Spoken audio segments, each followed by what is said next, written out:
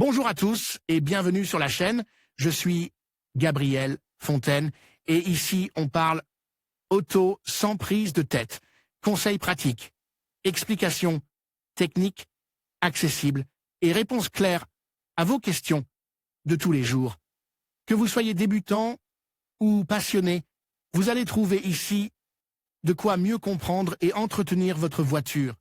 Pensez à vous abonner, à laisser un petit like. Pour vous donner une idée sans vous rendre fou avec les chiffres, voici quelques exemples réels, approximatifs, une citadine dotée d'une petite batterie, comme la Dacia Spring EV, peut contenir environ 27 kWh. Une voiture compacte comme la Peugeot E208 ou la Fiat 500e a une autonomie d'environ 40 kWh. Un SUV comme le Kia EV6 ou le Tesla Model Y peut avoir une batterie de 60 à 77 kWh. Enfin, les voitures dotées de très grosses batteries, comme certaines Tesla Model S, peuvent atteindre 100 kWh ou plus. Et en ce qui concerne les points de charge, prise de courant normale, domestique, 2,3 kW lente, comme si on la laissait reposer toute la nuit.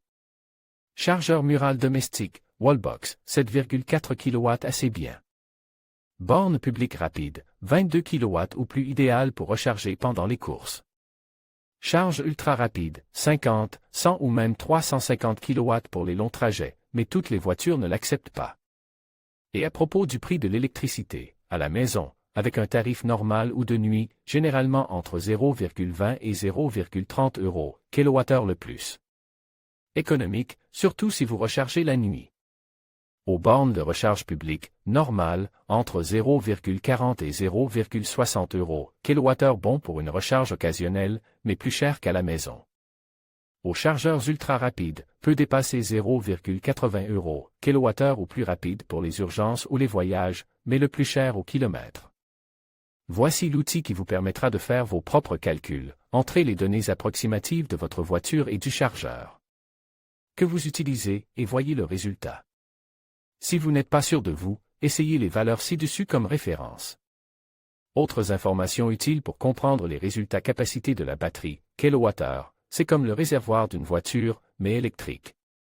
Plus le nombre de kWh est élevé, plus l'autonomie est importante. Il n'est pas nécessaire de connaître le chiffre exact. Si vous savez s'il s'agit d'une petite, moyenne ou grande voiture, vous pouvez vous faire une idée. Puissance du chargeur, kilowatt, il s'agit de la vitesse à laquelle vous mettez de l'énergie dans la voiture. Plus la puissance est élevée, plus le chargement est rapide. Mais attention, toutes les voitures n'acceptent pas une puissance élevée. Prix par kilowattheure, c'est ce que vous payez par litre d'électricité. Si vous rechargez votre voiture à la maison, le prix sera probablement moins élevé qu'à une borne de recharge publique.